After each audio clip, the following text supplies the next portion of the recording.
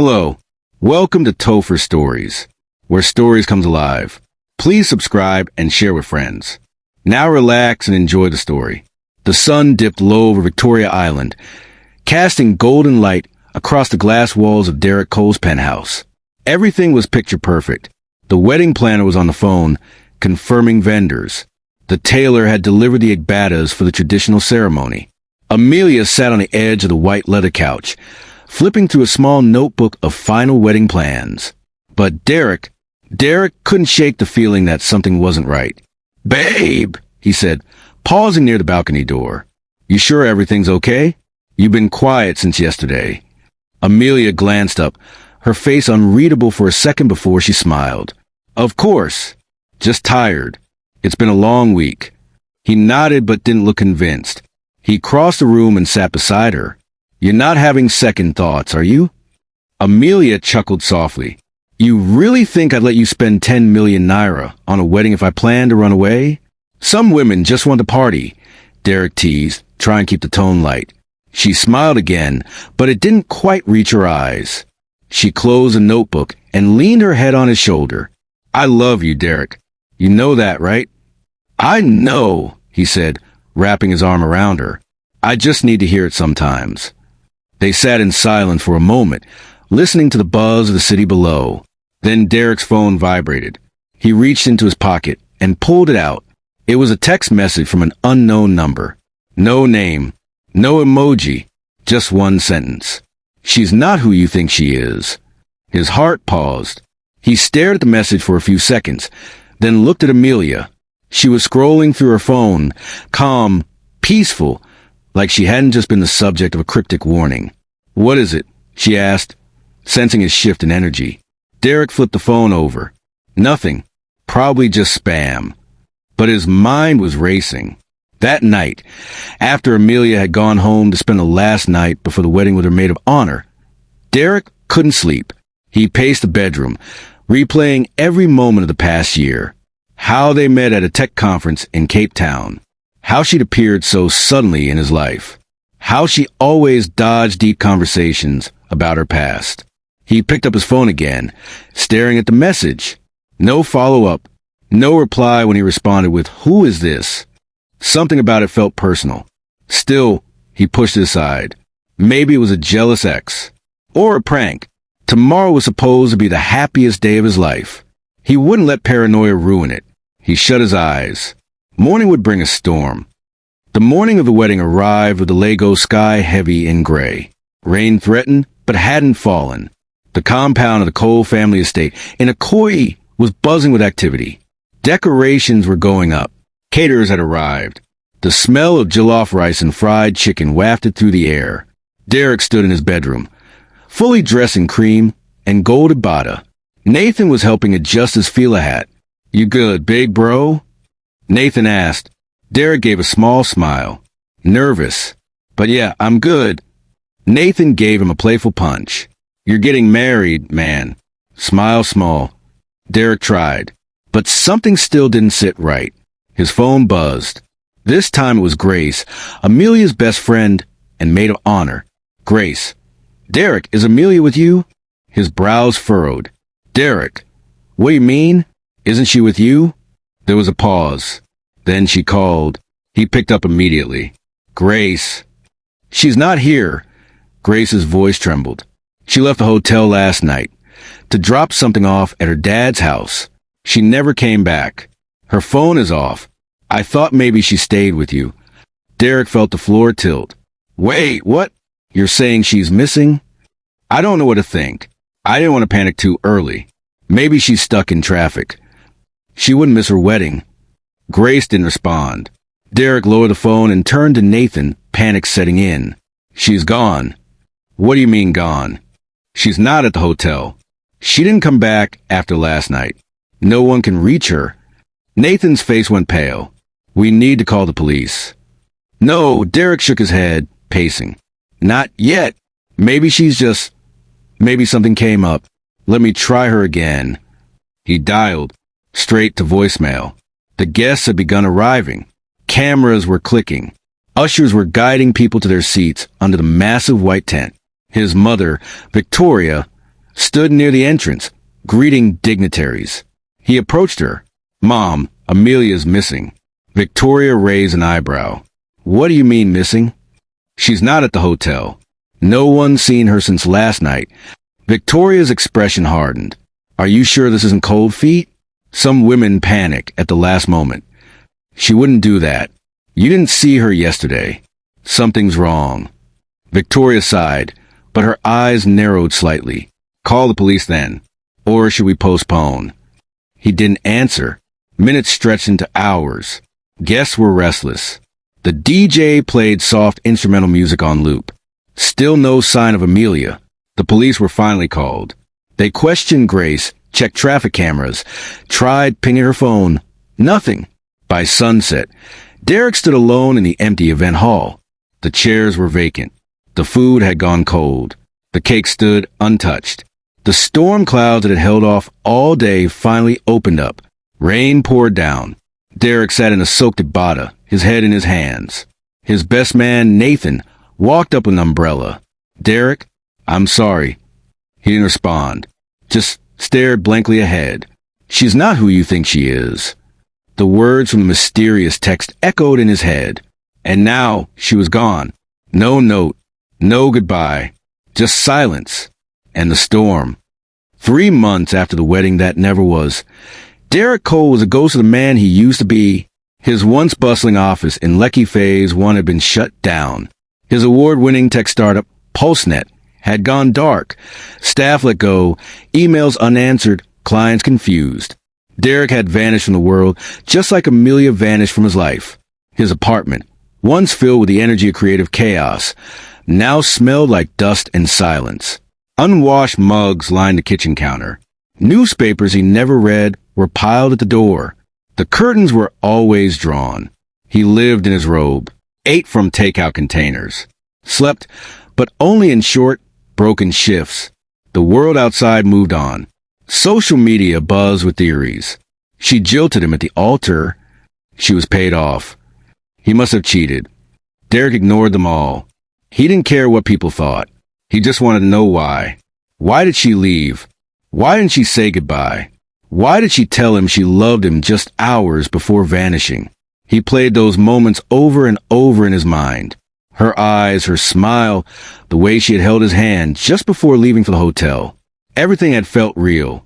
And yet it ended like a lie. The only visitor who still came around was Nathan. His younger brother had always been the fire to Derek's ice. Funny, carefree, a documentary filmmaker who chased truth in wild places. Nathan had just returned from Ghana, where he'd been working on a film about traditional birth practices. On his second day back, he dropped by Derek's apartment with suya and cold malt. Derek barely looked up when he entered. "You're alive," Nathan said, kicking off his shoes. "That's good news." Derek gave a weak shrug from the couch. "Barely." Nathan dropped the bag on the table and sat beside him. "Bro, this isn't you. This isn't a man who used to wake up at 5 a.m. to rewrite code just because one line wasn't perfect. That man died in a cream-colored ibada." Nathan exhaled deeply. "You have to stop doing this to yourself." "I don't have answers, Nate." "Maybe there are no answers," Nathan said. "Maybe she just didn't want to marry you." Derek turned sharply. "No, don't say that." Nathan raised his hands. "I'm not trying to be cruel, but you've built your whole identity around someone who walked away. She didn't just walk away. She disappeared. There's a difference." Nathan hesitated. "Okay, so then let's find out what happened. Hire someone. Go back to the police. Do something besides hiding here and rotting away." Derek stared at the TV screen, which wasn't even turned on. "I tried everything. No trace.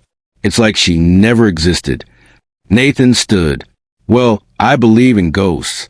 And I'm telling you, you're haunted. Do something about it." He picked up his camera bag. "I've got an editing session tomorrow.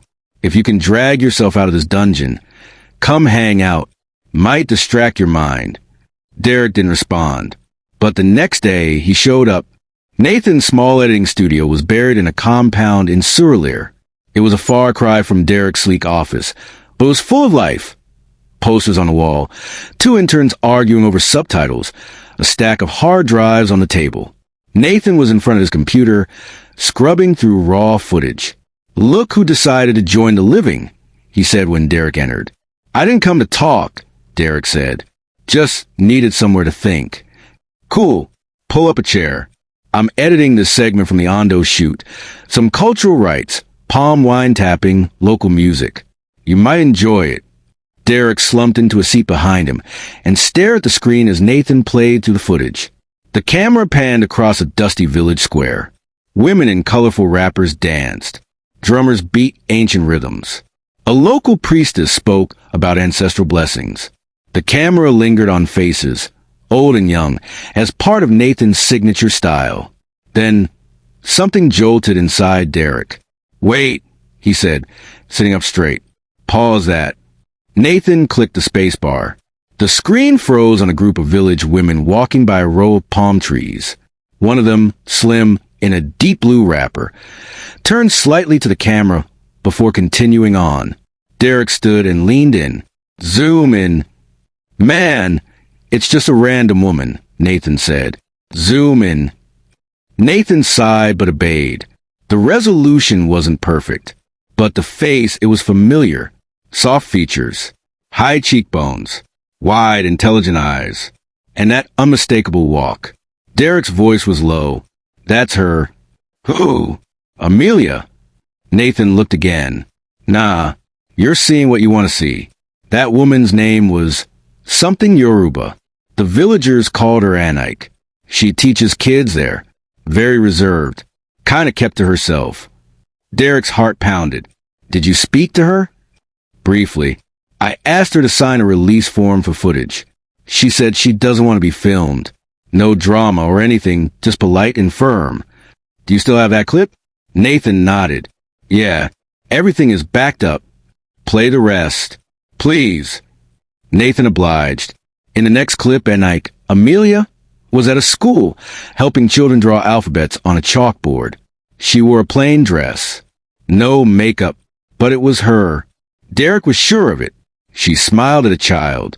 That same smile he fell in love with, his hands clenched into fists. "She's alive," he whispered. "She's out there."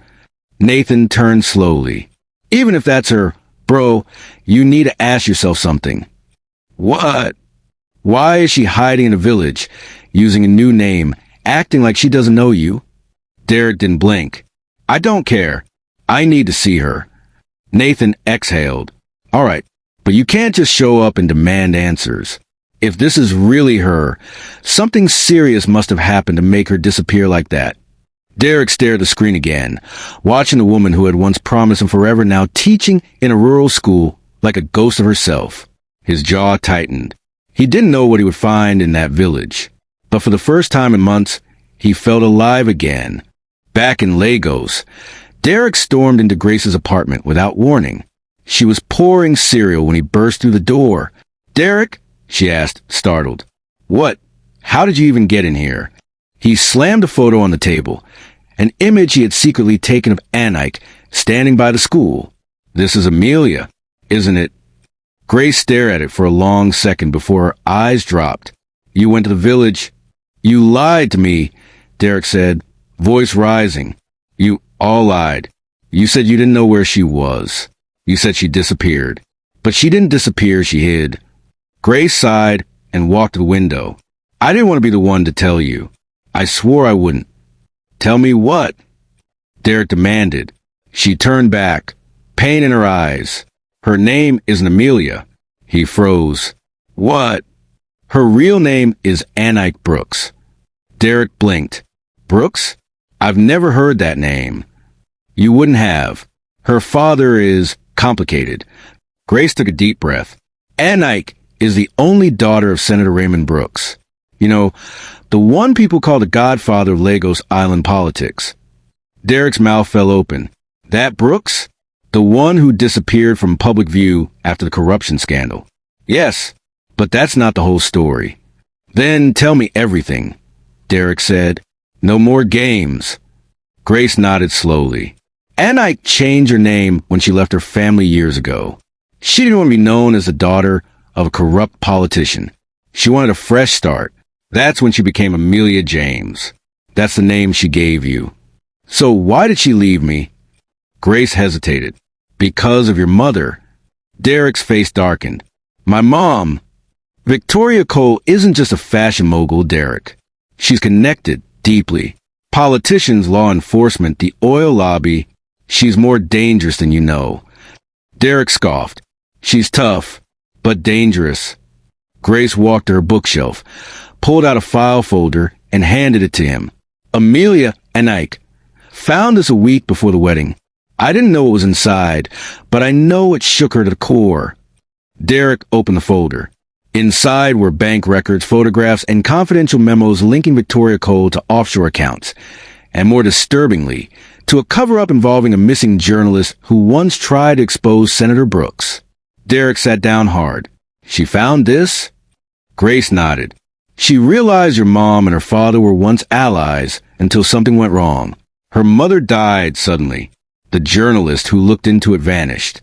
Your mother's name showed up in every thread. Derek's hand shook. Why didn't she come to me? Why not tell me? She was scared. Not just for herself. For you? She thought if she married into your family, she'd be dragged into the darkness she'd spent her whole life trying to escape. He looked up. So she ran. She ran to survive. She didn't want to hurt you, Derek. She loved you, but she couldn't live a lie. He stood slowly, the weight of the truth pressing down on him like a storm cloud. I need to talk to her. Grace touched his arm. She's built a new life. She has peace now. If you go back, be careful what you bring with you. Derek didn't respond.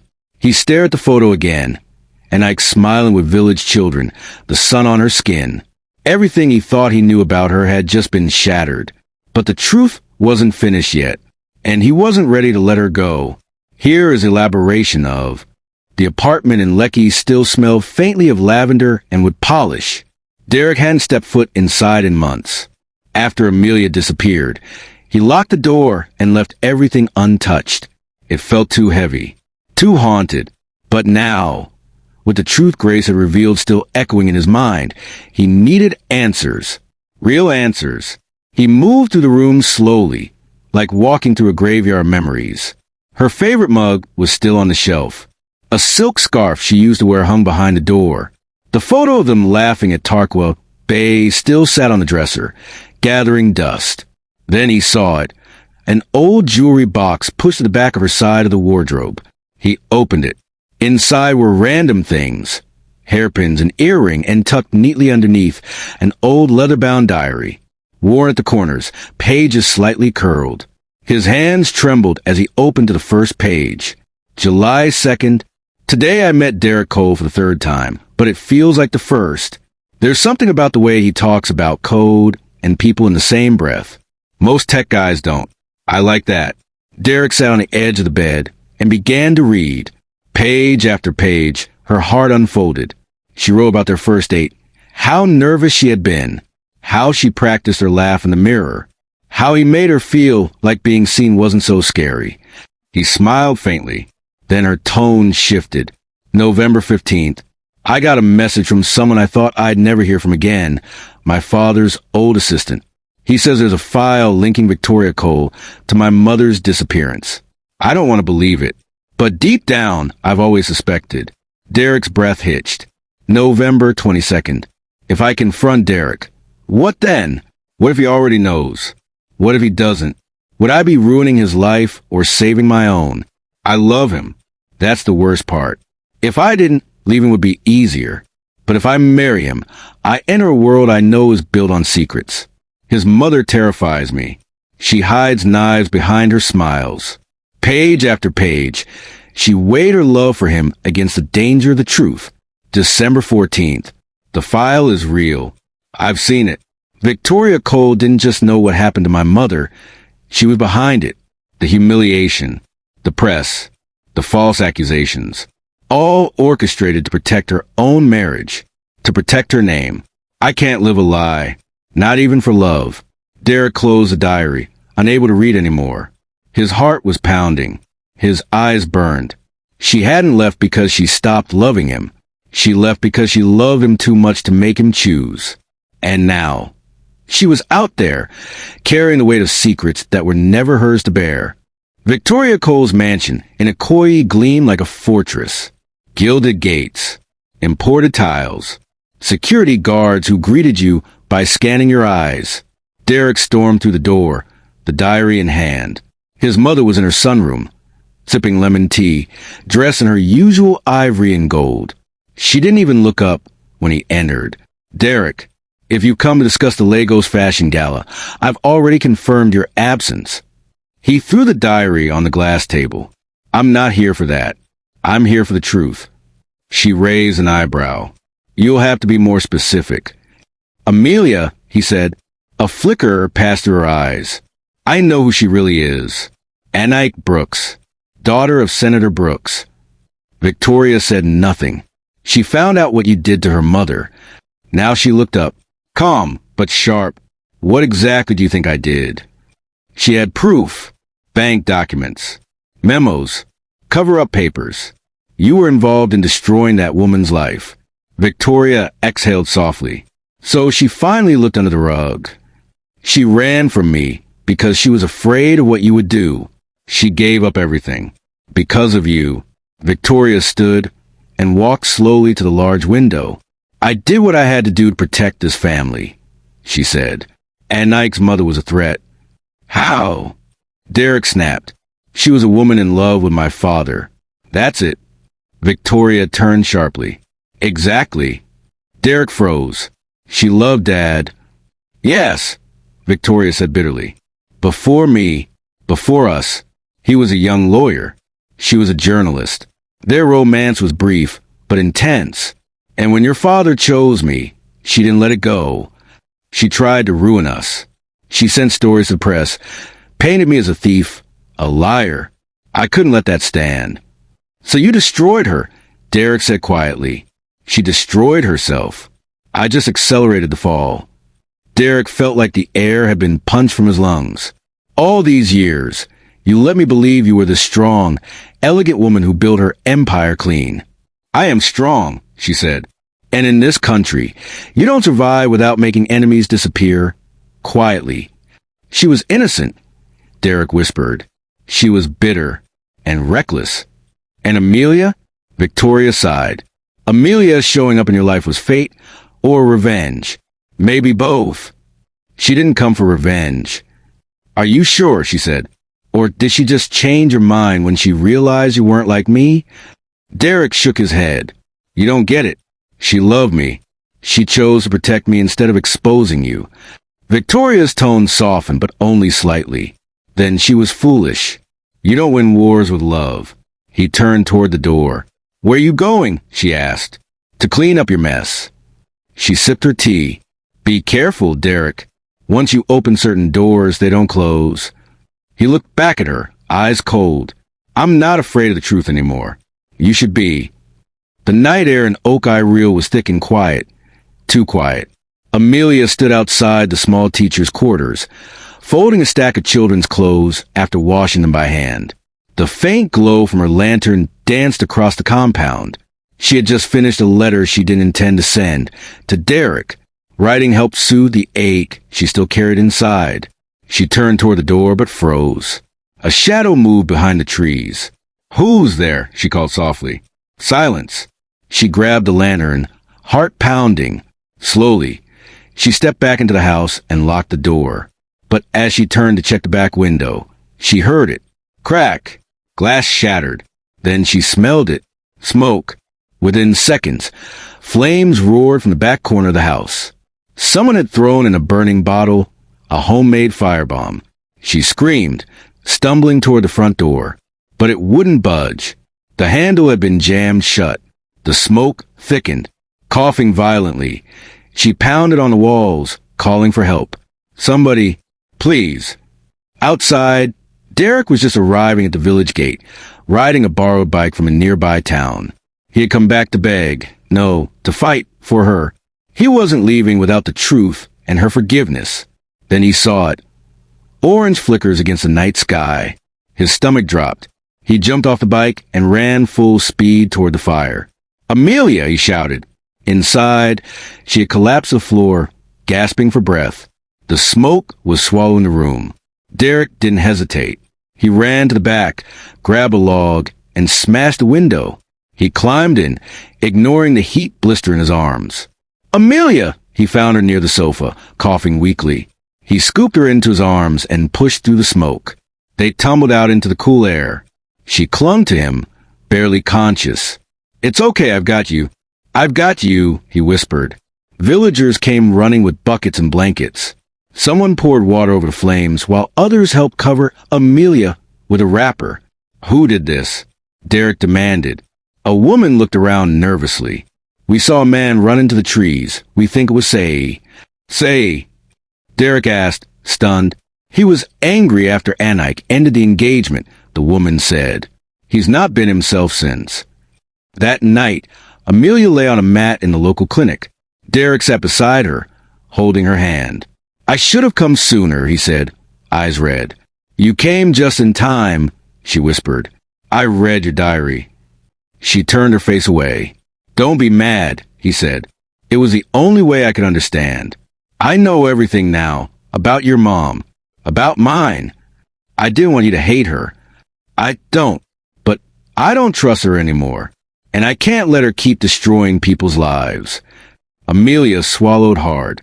"I didn't want to destroy you." "You never could," he said. Suddenly, the door burst open. It was Say, face wild, shirt stained with sweat. In his hand, an old pistol. "Get away from her," he shouted. Amelia screamed. "Say, put that down," Derek said, standing protectively in front of her. "She was mine." Say's voice cracked. "She was going to marry me. You came back and ruined everything." "I didn't ruin anything," Derek said calmly. "You tried to kill her." Say pointed the gun at him. "I loved her." "And she never loved you," Derek said. Say hesitated. Just for a second. That was all Derek needed. He lunged forward and tackled him. The gun went off. A loud bang. Screams. The bullet hit the wall. The two men wrestled, knocking over a tray of medicine. Nurses ran in, tried to separate them. After a fierce struggle, Say was pinned to the floor. The villagers dragged him out. The doctor came running. "Is anyone hurt?" Amelia nodded. "We're okay." Derek held her hand tightly, heart still racing. That night, the rain came. Heavy, cleansing, as if the sky had waited for the fire to end before washing everything clean. They left Oak Reel before sunrise, Amelia resting against Derek in the back of a cab, heading for a Cure airport. She had burns on her arms and a gash on her leg, but the pain was deeper than the wounds. "You don't have to stay," she whispered. "I'm not going anywhere," Derek replied. "I don't know if I'll ever be who I was before." "I don't want her," he said gently. "I want you, the real you." They flew back to Lagos, avoiding the press and any questions. Grace helped secure a quiet apartment by the coast where Amelia could rest. Weeks passed. Slowly she healed. She didn't speak much. She barely touched her phone. But Derek stayed. He cooked. He read to her. He sat beside her when nightmares came. One day, she found him building something on his laptop. "You're coding again?" she asked, sitting across from him. He smiled. "Yeah, I started something new. A startup focused on digital privacy and emotional safety. Think of it as therapy meets tech." She raised a brow. "That's very different from your last app. I want to build something honest," he said. "No hidden data. No fake faces. Just healing." She looked at him for a long moment. "You're changing." "So are you?" Later that week, he brought her a notebook. "What's this?" "Your diary," he said. "I copied it into a safer format. Encrypted. But I left the original pages in the back." She flipped through the book, eyes misting. "You kept it?" "I kept you." Then he stood. "I know I hurt you by not seeing the signs earlier. I don't expect you to forgive me overnight, but I'll wait, as long as it takes." She looked at him. For the first time, truly looked at him. "You're not the boy I left," she said softly. "I had to lose you to find the man you deserved." Tears slipped down her cheeks. He stepped closer. "May I?" She nodded. He held her gently, not as a lover reclaiming a prize. but as a man willing to start over, from scratch, with truth, with scars, with love. And in that quiet moment, as the waves crashed outside and the city lights blinked in the distance, Derek knew he had lost her once. But this time, he'd do everything to earn her back, not with promises, but with presence, with truth, and with patience.